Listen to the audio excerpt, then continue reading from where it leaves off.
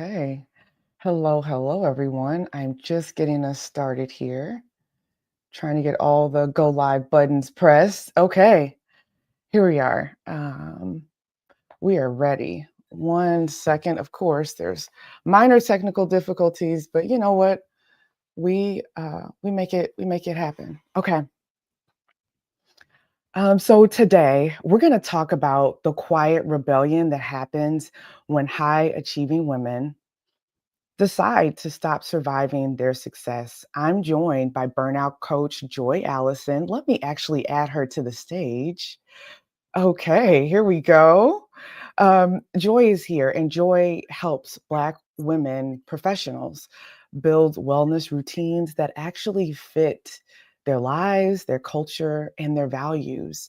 And together, with you, we're going to unpack limiting beliefs, which are the small things that keep us stuck or basically trapped. Can I say trapped? I'm going to say trapped in the burnout cycle. Because if you keep doing the same thing over and over again, that's a cycle. And if you keep doing it over and over again, you get the same results. So that's why we're calling it a cycle.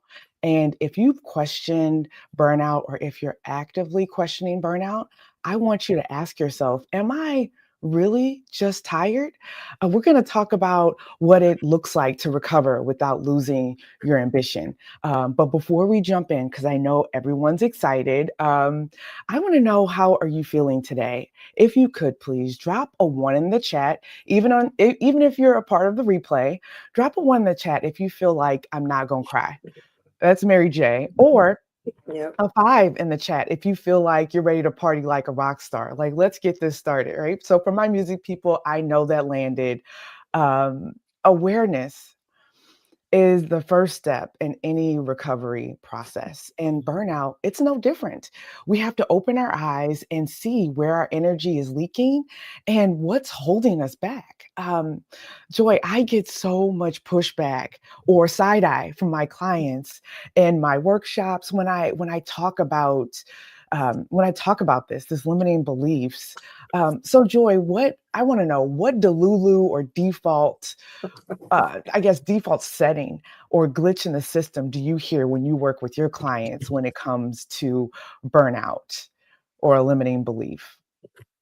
It's a combination of Delulu, and a good amount of it is in some lived experiences and patterns that they've seen. So when it comes to burnout, so like you stated, I'm coaching Black women professionals to overcome burnout with the wellness strategies. And some of the things that come up is, this is just how I've been. I just been, doing this all the time. This is what I saw my mom do. This is what I saw my auntie do. This is what I saw a grandma do. This was taught to me, and even myself, recovering from burnout. This was just the way you just went. So some believe like this is the Delulu part is, this is how I have been, and this is the only way I, can be. And that's very limited, because we know that we can expand. We know that we can unlearn. We know that there can be change, and we can also challenge those notions and those narratives, so that we're not constantly operating and doing the same old, that's not getting us to where we want to flourish.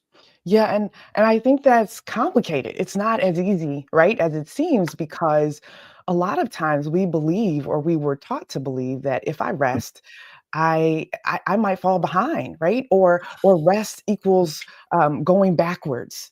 Uh, it's like so many women fear that if they slow down, they'll fall behind, right? So how do you help your clients reframe that fear?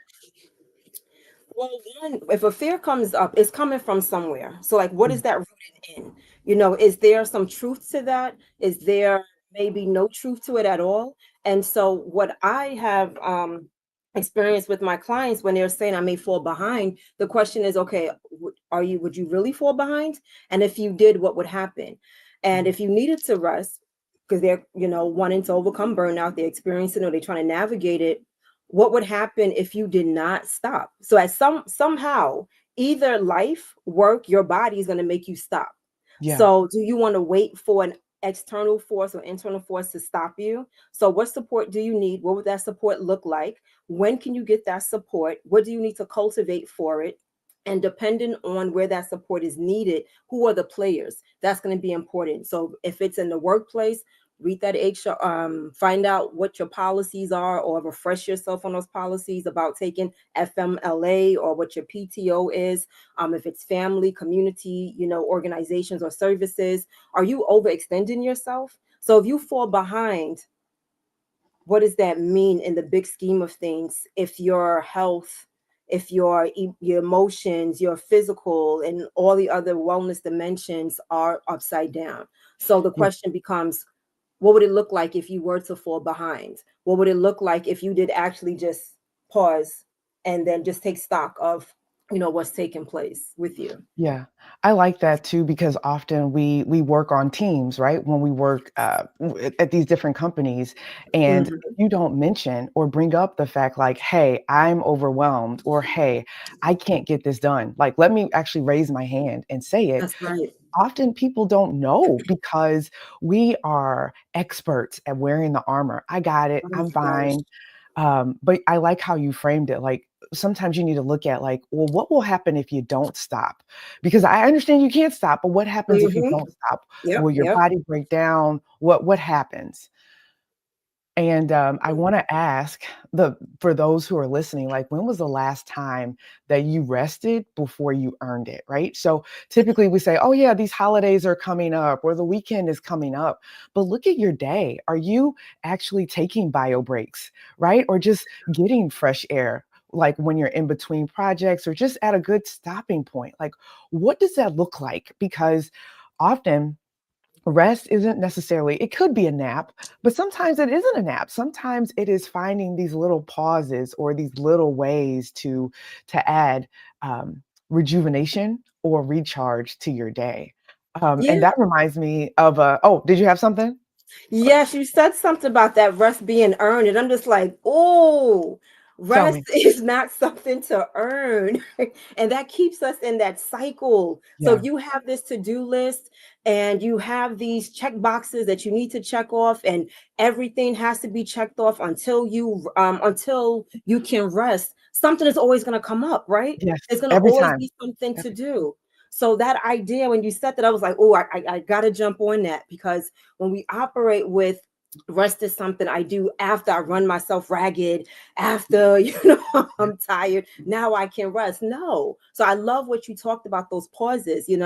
I've heard it somewhere else called those micro care moments. So it could mhm, even be like 2 or 5 minutes. You just catch your breath, or you stretch, you do something so you're not running to the next task. But that piece about earning rest, that's a big one that comes up. And I can imagine you hear that, training leaders also, around burnout.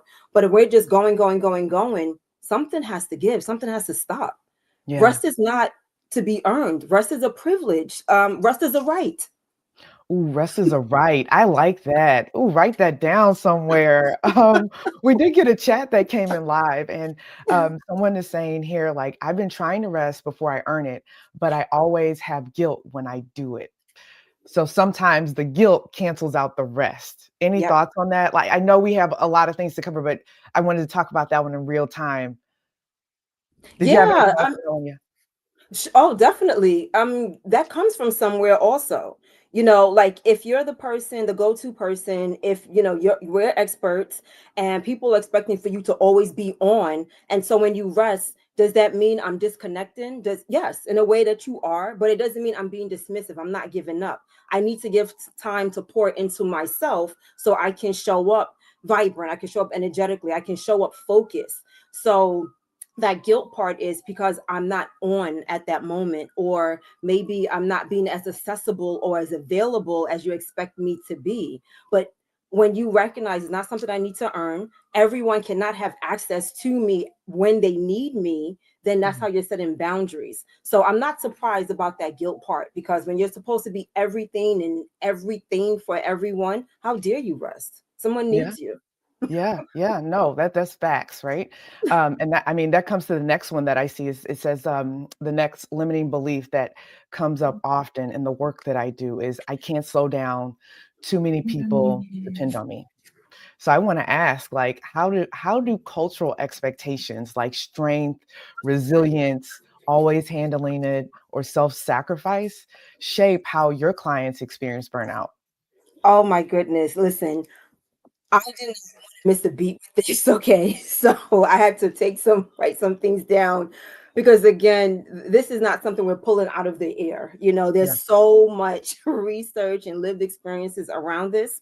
And that's a powerful question, Sophia. So there's cultural expectations we know absolutely shape how, you know, our clients experience burnout. And so what I've experienced, what I've seen is like for many of my Black women professionals, those expectations is connected to what Dr. Cheryl L. Woods Giscombe, forgive me, I may be mispronouncing her last name. She's an awesome academic researcher. So it's Giscombe, and there's an accent over the E. And she's the one who developed the Strong Black Women or Superwoman role, which is a Mm, groundbreaking, okay, conceptual framework, and it explores how Black women experience stress.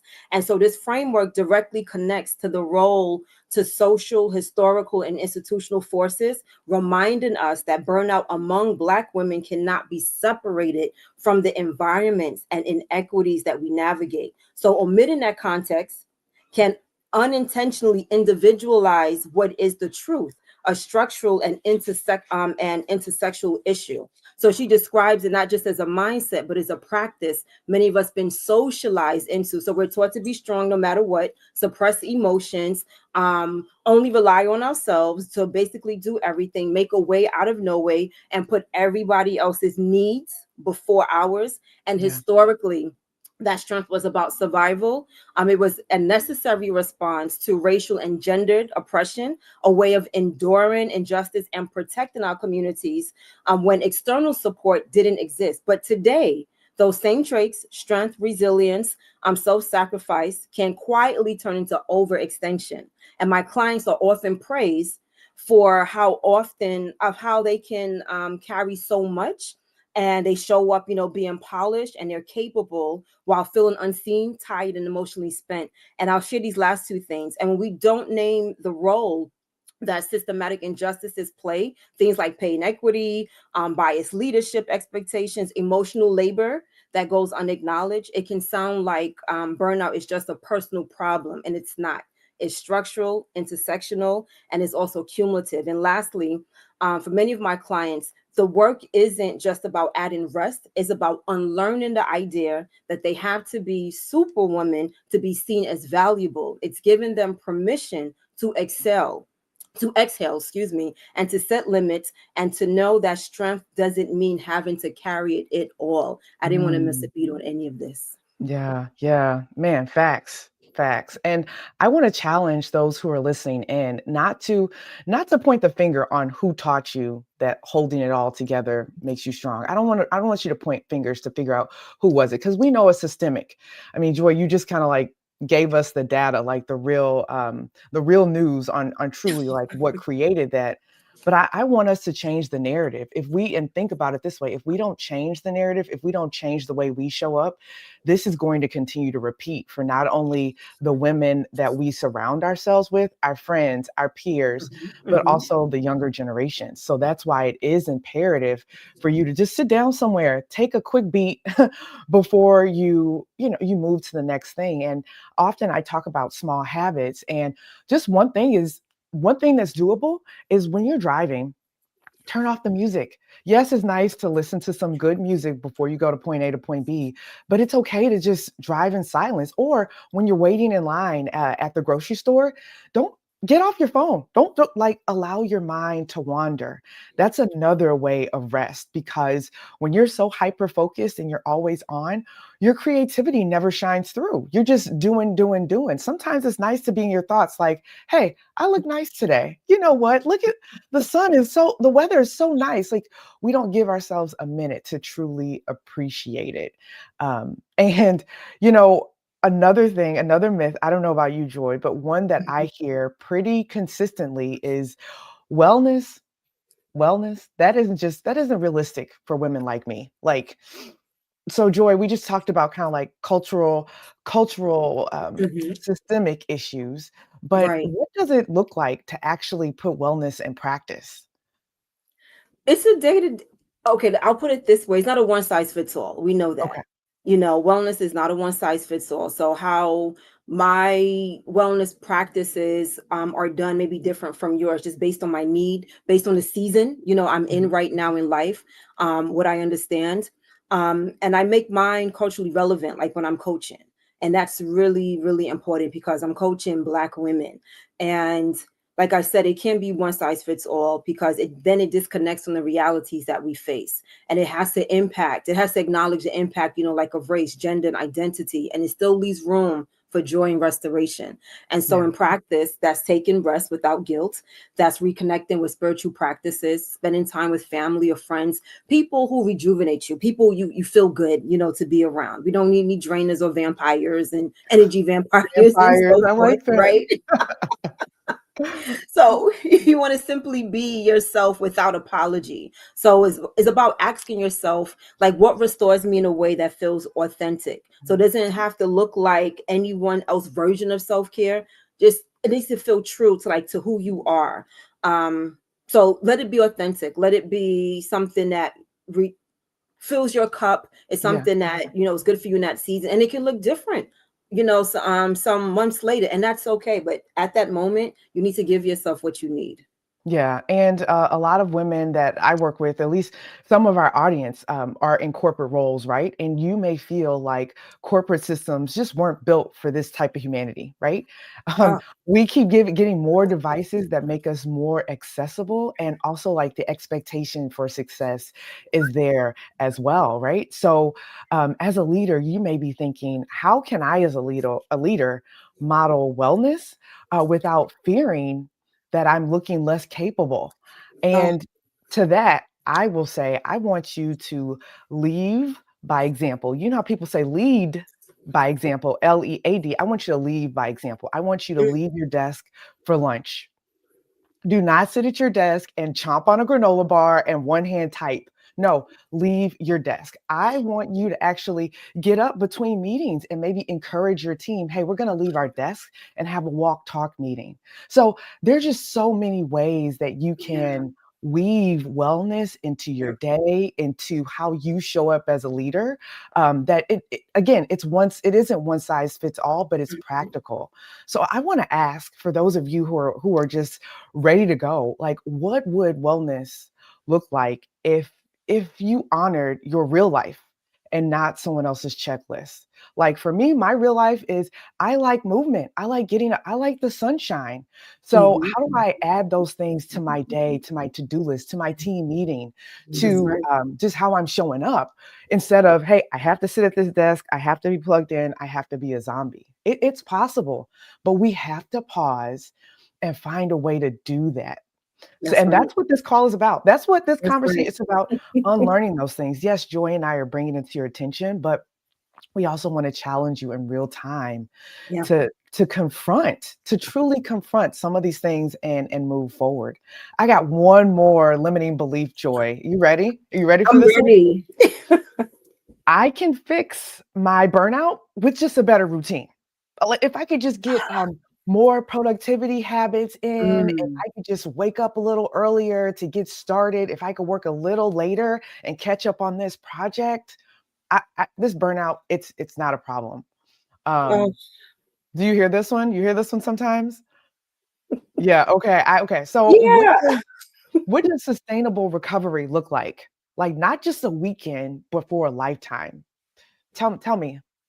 Yeah, it's not a hack. This is not a hack. This is not a one size fits all. This is not okay, I'll just sleep and wake up, because we know the burnout is chronic. This is exhaustion that's happening. This is not about doing more. This is about actually looking at what you have going on and seeing what's in alignment, in terms of your values, what's in alignment in terms of what you're leading your team with. So I love that piece you mentioned in terms of the leaders leading by example, because we know that's where change happens. So if I see my supervisor, I see a boss or the higher ups, saying, okay, it's 5 p.m. or whatever the time is, people leave, we'll pick this back up tomorrow, then that's different. Or I'm taking some time off and this is who you contact. I get that. So Yeah. sustainable recovery, it has to be, is an ongoing process. It's an ongoing decision that you're making. Is you Yeah. checking in with yourself to say, okay, am I going back to some of the old ways? And then also like pause and recognize what you're experiencing.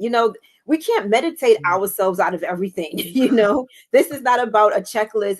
If I write this 100 times, it will go away. Like I mean, I say that in jest, but seriously, this is a big deal. This is a serious issue with some serious life consequences, to one's health, to Yeah. one's emotions, to their mental health, to their body.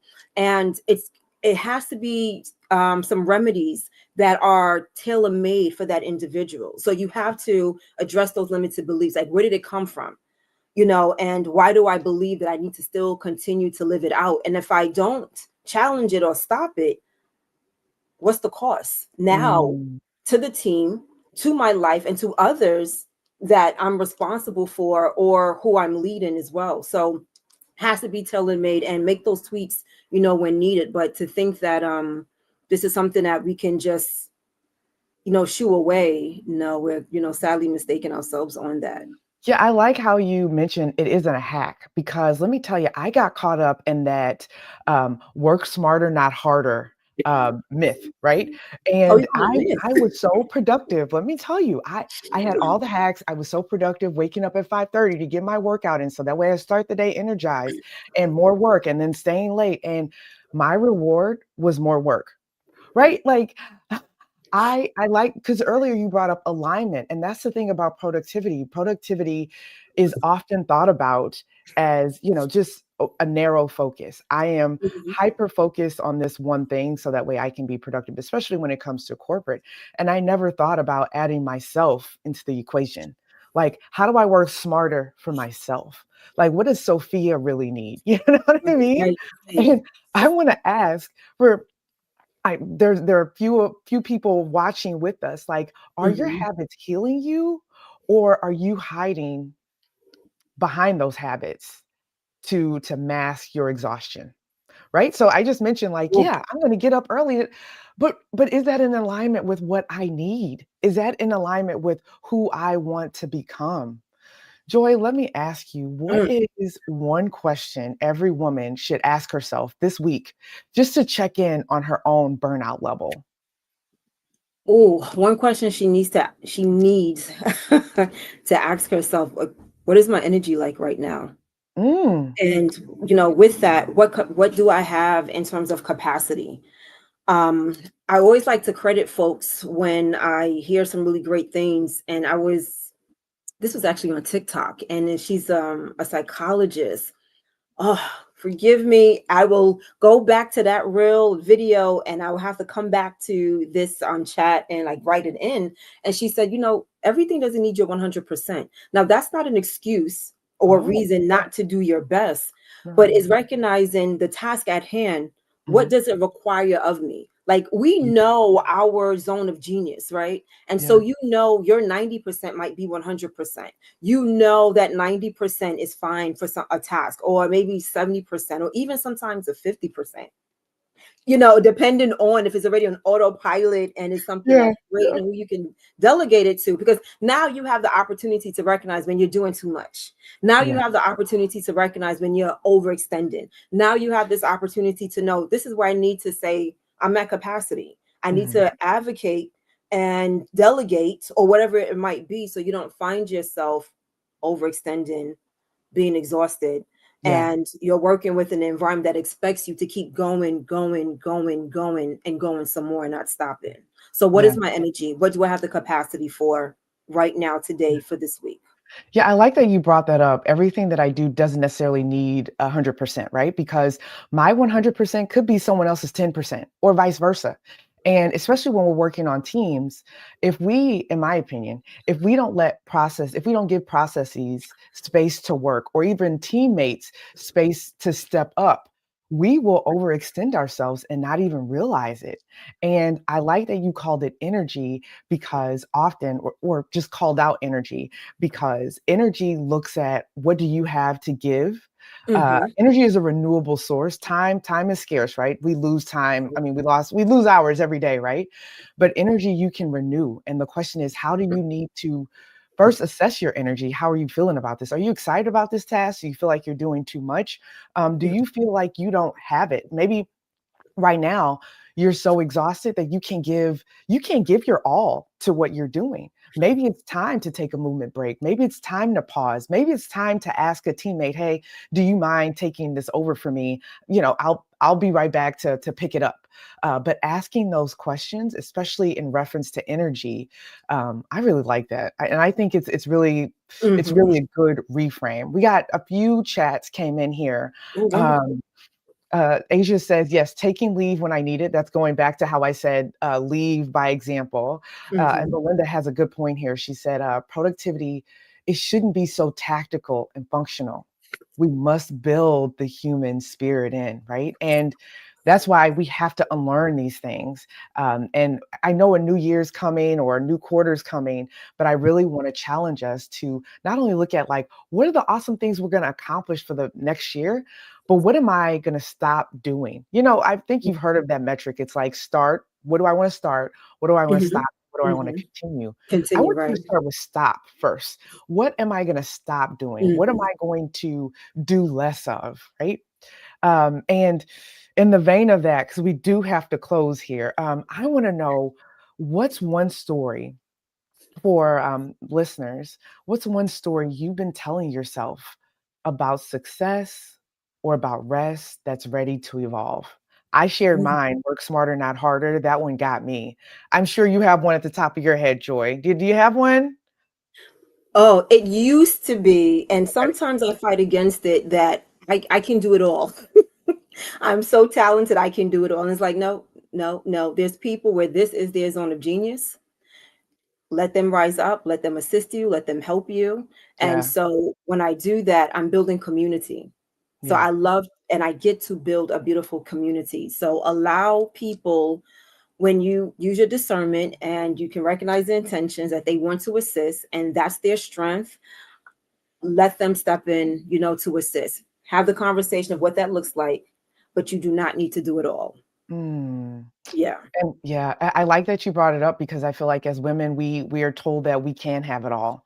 And I think my grandmother would say, you can't have it all, but not all at the same time. And she would explain like a table at Thanksgiving, right? Like all of this food is on the table and it's for you to devour. You can have as much of it as you want. But Yes. if you eat too much, if you don't pace yourself, you'll have a belly ache or you won't have space for that that mac and cheese or for the rest of that ham that you've Right. been drooling over the whole time. Hmm. And for those of you who are listening, if you've been surviving your own success, now is the time to lead yourself differently. And I want you to commit to just trying to make one small but powerful shift today to Hmm. prioritize your well being without guilt. That's right. We helped you unlearn some myths, but now we want you to take some action. And Joy has a link which I'll share in the comments if you want to work more with her or unpack it. But Joy, where else can people find you? Definitely. They can find me on LinkedIn under Joy Allison. I'm also on Instagram as Joy I Am. They can also find me on Facebook, Joy Allison or Joy A as well. Yeah. Okay, man, you're everywhere. I love it. For now.